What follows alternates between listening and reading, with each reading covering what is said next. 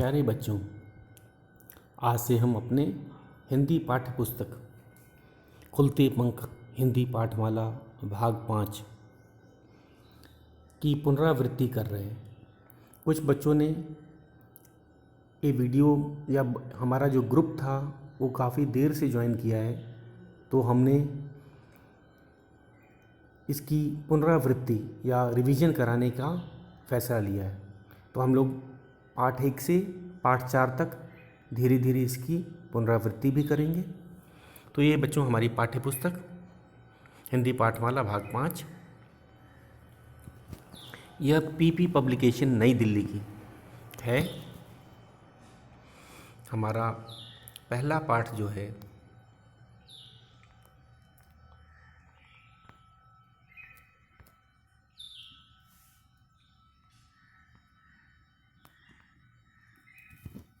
एक कविता है। हमारा जो पहला पाठ है एक कविता है। कविता का नाम है एक बनेंगे नेक बनेंगे। तो हम आज इसी कविता पाठ करेंगे। इसका मतलब और भावार्थ आपको समझाया जाएगा।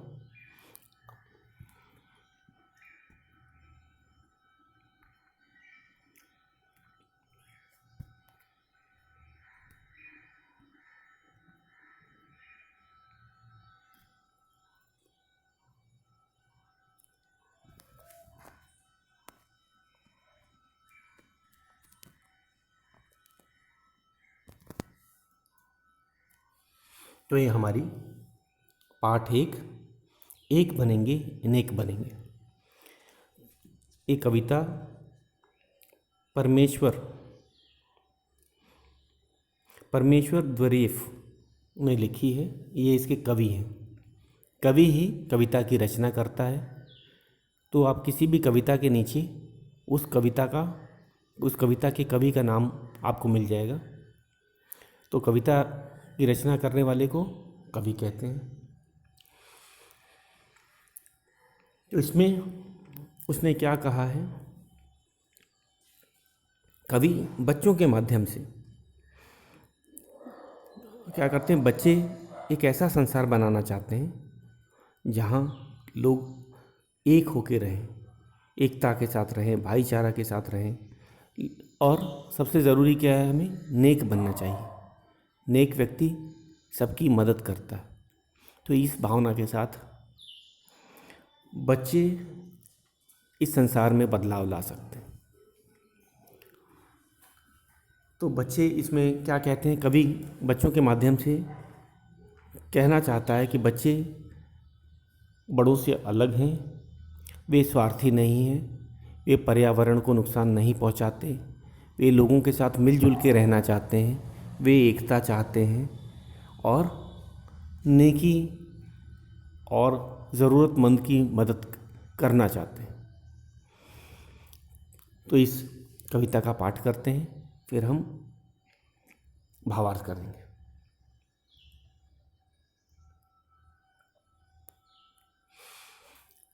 एक बनेंगे नेक बनेंगे, मानव की धरती प्यासी है, फूलों का उपवन बासी है, ऊंचे ऊंचे उठ उठ बादल बनकर रिमझिम का अभिषेक बनेंगे, एक बनेंगे नेक बनेंगे।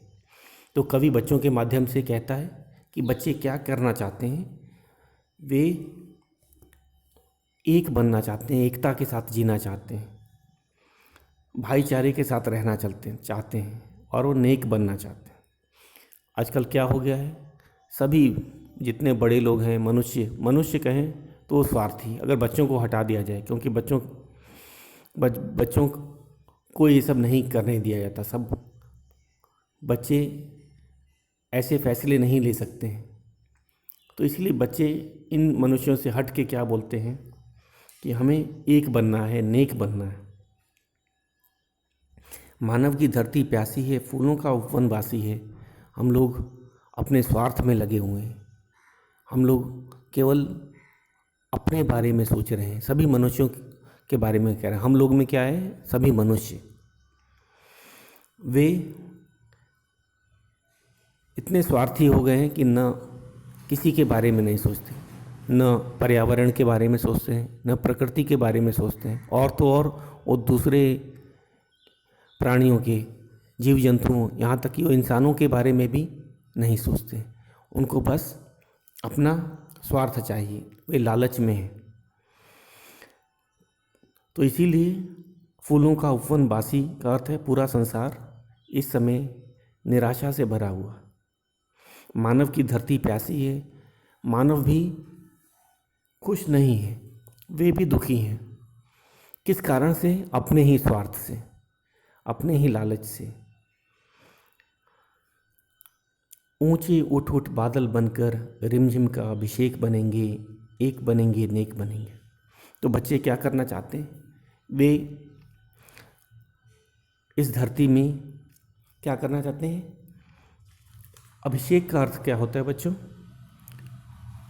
प्रार्थना करना, मंत्र पढ़ते हुए जल डालना, स्नान। तो इसमें अभिषेक का है कि वे बाकी मनुष्यों से हट के एक ऐसा संसार बसाना चाहते हैं जहाँ के बादल वर्षा करते हों, और जो हमारी धरती जो प्यासी है, किससे प्यासी है? आपसी स्वार्थ से, लालच से और आपसी लड़ाई झगड़ों से, उससे उठ करके सारे संसार को सींचना चाहते हैं। वे ऐसे बादल बनना चाहते हैं जो मानवता से, मानवता के लिए अपने सोचे, अपने छोटे विचारों, स्वार्थ से, लालच से ऊपर उठ जाएं और वर्षा करें सब पे, सभी मानव जाति पे, सभी संसार के सभी जीवों पे, क्योंकि मनुष्य श्रेष्ठ जीव है। अगला है हमारा, जो पथ से भूले भटके हैं और रुकावट से अटके हैं, उनके मन का हटा अंधेरा, हम सिंदूरी रेख बनेंगे, एक बनेंगे नेक बनेंगे। तो बच्चे सभी को साथ लेके चलना चाहते हैं। वे ये नहीं, भेदभाव नहीं करना चाहते हैं कि जो भटक गए हैं किसी कारण से, अज्ञानता के कारण, उनको भी साथ लेके चलना चाहते हैं, उनको भी सही रास्ता दिखाना चाहते हैं। वे किसी को छोड़ना नहीं चाहते। तो संसार में कई लोग पथ से कैसे भूले भटके होते हैं? उन्हें केवल अपना ही स्वार्थ दिखता है, वो दूसरों के बारे में नहीं सोचते हैं, चाहे वो प्रकृति हो, पर्यावरण हो, चाहे दूसरे मनुष्य। स्वार्थी हो गए हैं। किस कारण स्वार्थी हो गए हैं? अज्ञानता के कारण। तो हमको क्या करना है? हम उनको उनके जो मन का अंधेरा है, उनकी जो अज्ञानता है, उसको दूर करेंगे और उनमें भी एक उम्मीद की किरण जगाएंगे। सिंदूरी रेख का अर्थ होता है आशा की किरण। तो ये क्या है? बच्चे उनमें उम्मीद की किरण दिखाना चाहते हैं। जब किसी को उम्मीद होती है तो आदमी और आगे बढ़ना चाहता है। तो कई लोग जो भटके हैं, किस कारण से? आपस में लड़ रहे हैं, अज्ञानता के कारण से। जाति, धर्म, प्रांत, रंग, इन सब चीज़ों पे आपस में ही लड़ रहे हैं। तो एक तरह से देखा जाए तो वो सही रास्ते पे नहीं है। तो क्या हम उन लोगों को छोड़ देना चाहिए? नहीं। बच्चे कहते नहीं, उनको भी हमें ज्ञान देना चाहिए, ताकि उनके मन में जो अंधेरा है, जो गलत भावना घर कर गई है, उसको वे भूल जाएं और सब मिल जाएं, एक हो जाएं और एकता के साथ पूरी मानव जाति के लिए हम कुछ काम करें। तो बच्चे क्या करते हैं? सबको लेके साथ चलना चाहते हैं, चाहे वो लोग रास्ते से भटक गए हों, अज्ञानता के कारण भटक गए हों। उन सबको क्या करना चाहिए? उनको हमको ज्ञान का प्रकाश दिखाना चाहिए। तो यही बच्चे क्या है? आशा की किरण है। बच्चे क्या है? आशा की किरण है। यही उम्मीद है कि मानव जाति को ये एक करके, नेक करके, दूसरों के साथ भाईचारे के साथ, एकता के साथ रह के जीना सिखा सकते हैं। तो सिंदूरी रेख क्या है? यही बच्चे हैं जो सबको उम्मीद देते हैं कि हम सबको एक साथ करके, नेक बना के, पूरे संसार में एकता की भावना लाके जी सकते हैं। रवि सा चलना, हिम सा गलना, हम सबको दीपक सा जलना। गीतों से दुनिया को भरने, मोर पपीहा भेक बनेंगे, एक बनेंगे नेक बनेंगे। तो इसमें बच्चे सबको प्रेरित करते हुए कहते हैं, जैसे सूरज क्या होता है, अपने समय पे ही उगता है, समय पे ही अस्त होता है। हिम सा गलना, हमें हमेशा कठोर बन के नहीं रहना चाहिए। हिम क्या होता है, बर्फ़ कठोर होता है, लेकिन ज़रा सी गर्मी पड़ने पे वो भी गल जाता है। तो हमें अपने बात पे अड़े नहीं रहना चाहिए। हमें सूरज की तरह लगातार कोशिश करनी चाहिए, समय पे कोशिश करनी चाहिए और एकदम अड़ियल रवैया नहीं रखना चाहिए। हमें हमेशा कठोर बने नहीं रहना चाहिए। हमें भी हिम की तरह समय पड़ने पर गल जाना चाहिए। हम सबको दीपक सा जलना, हमें दीपक की तरह बनना है। खुद कष्ट सहो और दूसरों को रास्ता दिखाओ। दीपक क्या होता है, खुद जलता है और दूसरों को रास्ता दिखाता है, रोशनी देता है, ज्ञान का प्रकाश देता है। तो हमको भी उसी तरह बनना है, दीपक की तरह। खुद कष्ट उठा करके दूसरों के मदद के बारे में सोचना है, नेकी करने के बारे में सोचना है, स्वार्थी नहीं हो जाना है। गीतों से दुनिया को भरने, मोर पपीहा भेक बनेंगे, एक बनेंगे नेक बनेंगे। कहते हैं संसार में ये जो ज्ञान और खुशी के जो गीत हैं, जैसे पंछी क्या करते हैं, पंछी क्या करते हैं, चाहे वो मोर हो, पपीहा हो या भेक। भेक के बच्चों दो अर्थ होते हैं, बादल और मेढक। तो हम वर्षा वाले बादल भी बन सकते हैं, हम लोग मोर बन सकते हैं, पपीहा बन सकते हैं, मेढक बन सकते हैं और अपने गीतों से, यहाँ गीतों का अर्थ है अपनी नेकी से दूसरों की मदद कर सकते हैं। जब भी हम इन पंछियों के गीत सुनते हैं, मन को बड़ी शांति मिलती है। तो हमें क्या करना चाहिए, हमें भी सूरज की तरह चमकना चाहिए, समय पे अपने काम करने चाहिए, हमेशा कठोर या ज़िद्दी नहीं बनना चाहिए। खुद कष्ट सह के दीपक की तरह लोगों को ज्ञान फैलाना चाहिए, लोगों को एकता भाईचारा का संदेश देना चाहिए और पूरी दुनिया में खुशी लाने के लिए अच्छे काम करने चाहिए। जिस तरह मोर, पपीहा, भेक, ये सब इनके गीतों से लोग प्रेरित होते हैं, उनको खुशी मिलती है। तो हमें भी ऐसे ही काम करने चाहिए, हमें स्वार्थी नहीं बनना चाहिए। तो कहने का यही अर्थ है कि हमें अपने स्वार्थ से ऊपर उठकर, हमें एक अर्थ है पूरी मानव जाति को, हमें अपने स्वार्थ से ऊपर उठकर दूसरों के बारे में भी सोचना चाहिए और उनकी मदद करनी चाहिए, खासकर जिसको मदद की ज़रूरत है। और हमें नेक बनना चाहिए, हमें स्वार्थी नहीं बनना चाहिए। नेक व्यक्ति से सभी लोग बात करते हैं, खुश रहते हैं।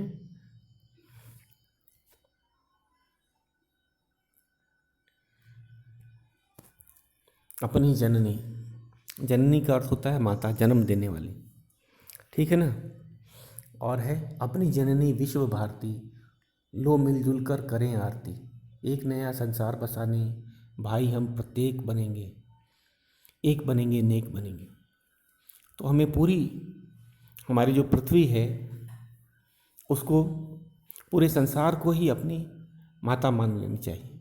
धरती को ही हमें माँ का दर्जा देना चाहिए, ठीक है। और हमें पर्यावरण को भी नुकसान नहीं पहुंचाना चाहिए, उसको भी साथ लेके चलना है। और तभी होगा जब हम मिलजुल कर रहेंगे, मिलजुल कर प्रयास करेंगे। मिलजुल कर आरती करने का अर्थ है मिलजुल कर प्रयास करेंगे। इसमें एक व्यक्ति से ही नहीं हो जाएगा या केवल बच्चे ही नहीं करेंगे, इसमें सभी मनुष्यों को भी जुड़ना पड़ेगा। बच्चों के साथ सभी बड़े लोगों को भी मिल के प्रयास करना पड़ेगा। ये ऐसी आरती नहीं है जिसमें कि किसी एक से ही हो जाएगा। इसमें पूरे संसार को माता मानना है। धरती हमारी जननी है, जन्म देने वाली है। तो ये किसी एक देश का, किसी एक व्यक्ति का प्रयास नहीं होना चाहिए। इसमें पूरे संसार को प्रयास करना है, तभी ये हम लोग ऐसा संसार बसा पाएंगे जहाँ सब कुछ नया हो, वहाँ सब लोग भाईचारे से रहें, सब एक दूसरे के साथ एकता में रहें और एक दूसरे की मदद करें, तभी हम उस तरह का नया संसार बसा पाएंगे। तो इसमें कवि क्या कहना चाहता है कि हमें स्वार्थी नहीं बनना है। हम केवल अपने बारे में सोचते हैं, अपने बारे में बहुत होता है तो अपने परिवार के बारे में, और बहुत होता है तो देश के बारे में। तो ये ऐसा नहीं, हमें पूरे संसार को ही से शुरू करना है। हमें पूरे संसार को ही लेके चलना है। और जो लोग भटके हुए हैं, जिनके पास अज्ञानता का कारण कुछ भी हो सकता है, उनको भी हमें अपने साथ मिलाना है। कोई भी प्राणी छूटना नहीं चाहिए इसमें। हमें पूरी पृथ्वी को ही एक मान के चलना है। अपने परिवार या देश को नहीं लेना है, सबको ही एक मान के चलना है। और ये सबके ही प्रयास से हो सकता है। ये जो मिलजुल कर हम आरती की बात कर रहे हैं, सबका प्रयास इसमें चाहिए, तभी ये नया संसार बन सकता है। इसको एक या दो लोग नहीं बना सकते, सबको मिलके ही ऐसा काम करना होगा। तभी हम एक ऐसा संसार, नया संसार बना सकेंगे जहाँ सब लोग एकता के साथ रहें, सब परोपकारी हों, त्याग करने के लिए तैयार हों और नेक बनकर दूसरों की मदद करने के लिए तैयार हों। हमें ऐसा संसार चाहिए। तो ये कवि बच्चों के माध्यम से ये हमको प्रेरित करता है कि बच्चे ही अब इसको बदल सकते हैं। बड़े तो आज तक बड़ों ने हमेशा स्वार्थी किया है। तो उसको जो सिंदूरी रेख का अर्थ है, आशा की किरण केवल बच्चों में दिखाई दे रही। बच्चे ही ऐसा काम कर सकते हैं, क्योंकि बच्चे बहुत ही सरल होते हैं। उनको स्वार्थ का पता ही नहीं होता है, वे लालच करते ही नहीं हैं, और उनमें ये जाति, धर्म, प्रांत, रंग, ये सब भावना आती ही नहीं। तो एक बच्चे ही एक उम्मीद की किरण है, जो कि एक संसार को बदल देंगे, एक नया संसार बसाएंगे जहाँ सब लोग खुशी से जी सकेंगे और सभी मानव जाति का कल्याण हो। पूरी पृथ्वी एक हो जाएगी। ये जो आपसी लड़ाई देश आपस में लड़ते हैं, कोई हथियार बना रहा है, कोई एक दूसरे का विरोध कर रहे हैं, हमें सबके भले के लिए प्रयास करना चाहिए। पूरी पृथ्वी को अपनी माता माननी चाहिए तथा सभी मनुष्यों को अपने भाई बहन मानने चाहिए। एकता के साथ रहने चाहिए। आपस में लड़ने से किसी का कोई फ़ायदा नहीं। नेकी करने से ही मनुष्य बड़ा बनता है। त्याग करना चाहिए, नेक करना चाहिए, ज़रूरतमंद की मदद भी करनी चाहिए। ये सब मानवता के गुण थे, लेकिन मानव अब धीरे धीरे ये सब भूलता जा रहा है। तो कवि ने कविता के माध्यम से सबको प्रेरित किया है, सभी मनुष्यों को प्रेरित किया है कि आप बच्चों से तो सीखो। हम लोग बच्चों को सिखाने की बात करते हैं, लेकिन कुछ चीज़ें होती हैं जो बड़े भी बच्चों से सीख सकते हैं। तो ये थी हमारे कवि परमेश्वर द्वरेव की कविता। तो हमको बच्चों क्या करना है, हमें एक कविता को अपनी नोटबुक में लिखना है। नोटबुक हमें डबल लाइन की लेनी है। अगर आपने पहले नोटबुक कोई बना ली है, कुछ बच्चों ने जब मार्केट नहीं खुले थे तो उन्होंने सिंगल लाइन की नोटबुक बनाई थी, उनको बहुत टाइम में मिलेगा, वो अब डबल लाइन की नोटबुक ख़रीद लें। बुक भी अवेलेबल हो गई हैं, अब वो बात नहीं है, मार्केट धीरे धीरे खुल रहे हैं। आप कविता लिखेंगे। हम फिर से इसको रिविजन हम क्यों कर रहे हैं कि जिनका छूट गया वो बहुत दुखी थे, बोल रहे थे, मैंने क्वेश्चन आंसर तो भेज दिए हैं लेकिन फिर से समझा भी देते हैं। हम लोग सब पाठ के प्रश्न उत्तर करेंगे, अभ्यास प्रश्न करेंगे, इसको दोबारा इसकी पुनरावृत्ति इसीलिए कर रहे हैं ताकि जो छोटे हैं उनको भी हम साथ लें।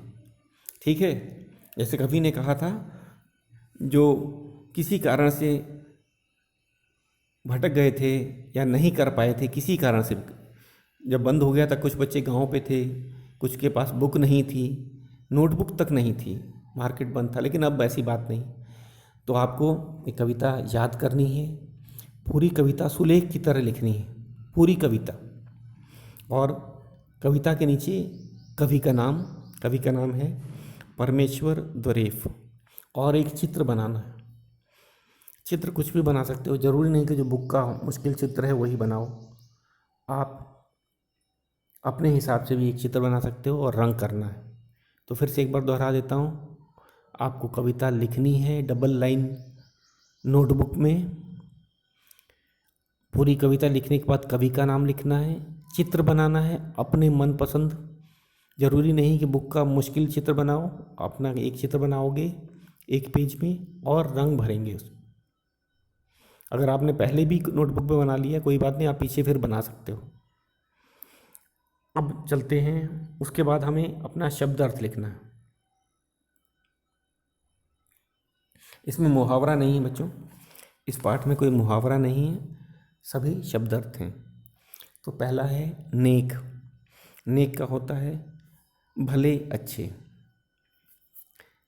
तो कविता में बोला है कि बच्चे नेक बनने के लिए कह रहे हैं, सबसे बड़े को सबको नेक बनने के लिए, हमें अच्छे बनना है, भले बनना है। नेक व्यक्ति मदद करता है दूसरों की, ज़रूरतमंद की मदद करता है, वो स्वार्थी नहीं होता है। तो नेक का अर्थ क्या होता है? भले अच्छे। दूसरा है मानव। मानव मनुष्य के लिए, मनुष्य का है पर्यायवाची, मानव का अर्थ मनुष्य। उपवन। उपवन बगीचा, बाग बगीचा को उपवन बोलते हैं। अभिषेक, मंत्र पढ़ते हुए जल डालना, स्नान। तो इसमें कविता में अभिषेक का अर्थ है कि हमें प्रयास करना है सबको अच्छे बनाने के लिए। शाब्दिक अर्थ क्या है? मंत्र पढ़ते हुए जल डालना, स्नान करना। ठीक है, पूजा करने को भी अभिषेक बोलते हैं।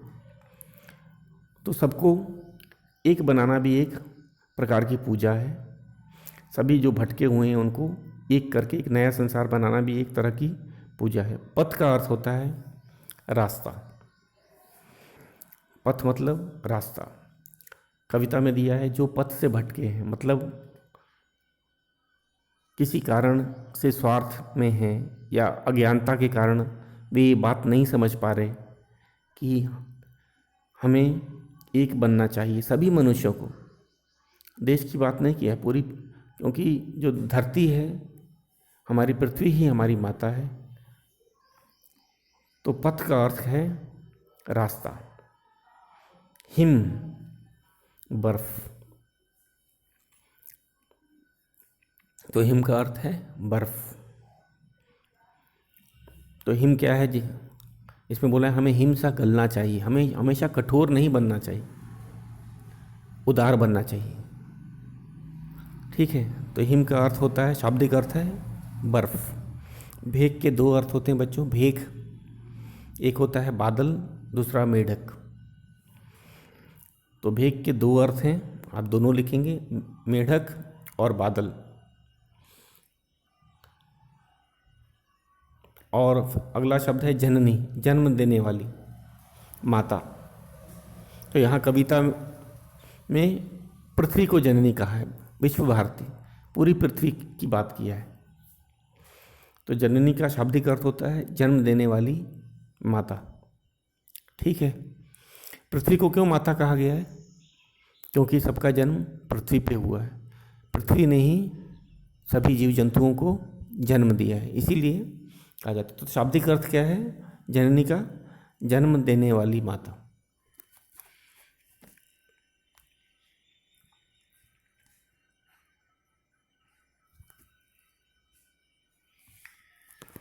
तो एक बार फिर से इसको दोहराते हैं बच्चों, बाद में कल हम इसके मौखिक प्रश्न करेंगे।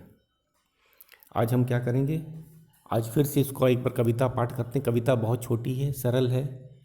एक बार कविता पाठ करते हैं और शब्दार्थ एक बार याद कर लेते हैं।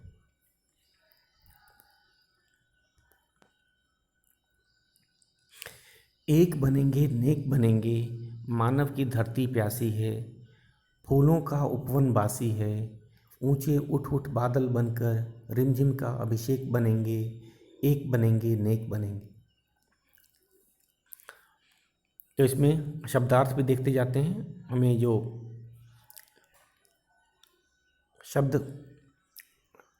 शब्दार्थ हैं उसके अलावा भी कठिन शब्द हो सकते हैं। हमें ज़रूरी नहीं है कि जो हमने शब्दार्थ में जो शब्द हैं वही हमें परेशान करेंगे या वही नहीं आते हैं।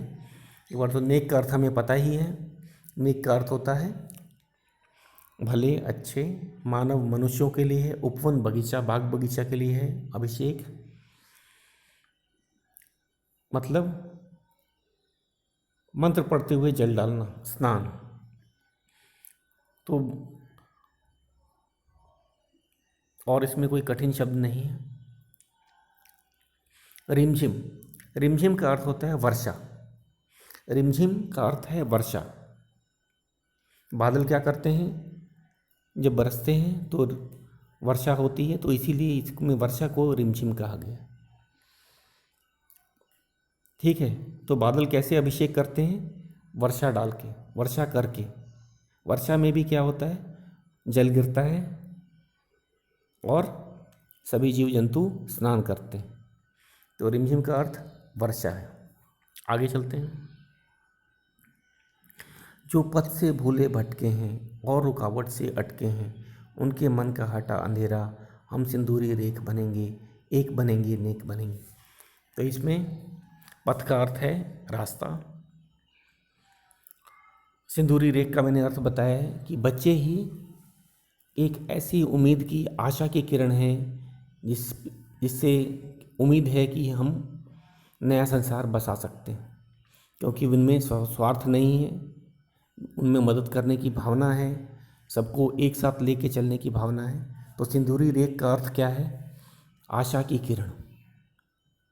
पथ का अर्थ है बच्चों रास्ता। तो पथ से भूले भटके हैं, जो अज्ञानता के कारण लड़ रहे हैं, आपस में मनुष्य स्वार्थी हो गए हैं, जाति धर्म देश के नाम पे लड़ना, ये सब हमारा पथ से भटकने को ही कहा गया। आगे चलते हैं।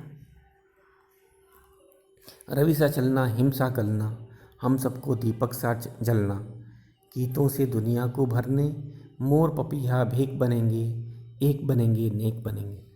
तो इसमें क्या कहा गया है बच्चों, इसमें हमें हमेशा अड़ियल कठोर नहीं बने रहना चाहिए। हमें दूसरों के बारे में सोचना चाहिए। जैसे सूरज क्या करता है, सबको रोशनी दिखाता है। हमें हिम की तरह, बर्फ़ की तरह हमेशा कठोर नहीं बनना चाहिए। उनको सीखना चाहिए कि समय आने पे हमें अपने विचारों में परिवर्तन लाना चाहिए। ठीक है, हमें भी अपने विचारों को बदलना चाहिए, सबको अपनाना चाहिए, सभी धर्म वालों को, सभी देश वालों को अपना मनुष्य मानना चाहिए, परिवार का हिस्सा मानना चाहिए।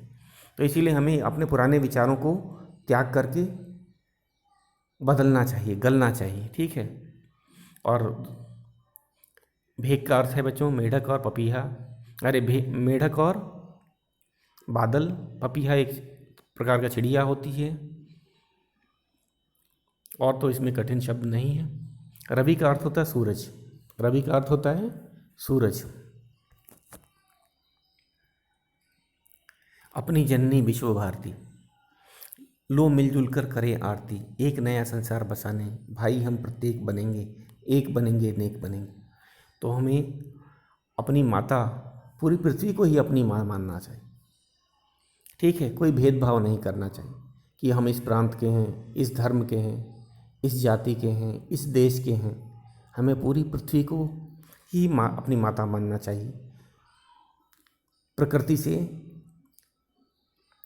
प्रेम करना चाहिए, पर्यावरण को बचा के रखना चाहिए, और ये मिलजुल करके ही कर सकते हैं। जैसे आरती करते हैं, आरती कैसे करते हैं? एक आदमी आरती नहीं करता है, सब मिल के ही कर सकते हैं। तो उसी तरह ये काम एक बच्चा नहीं करेगा, एक मनुष्य नहीं करेगा, एक देश नहीं करेगा, सबको मिल के ये काम करना पड़ेगा, तभी हम लोग नया संसार बसा सकते हैं। प्रत्येक मतलब हर एक, प्रत्येक का मतलब होता है हर एक।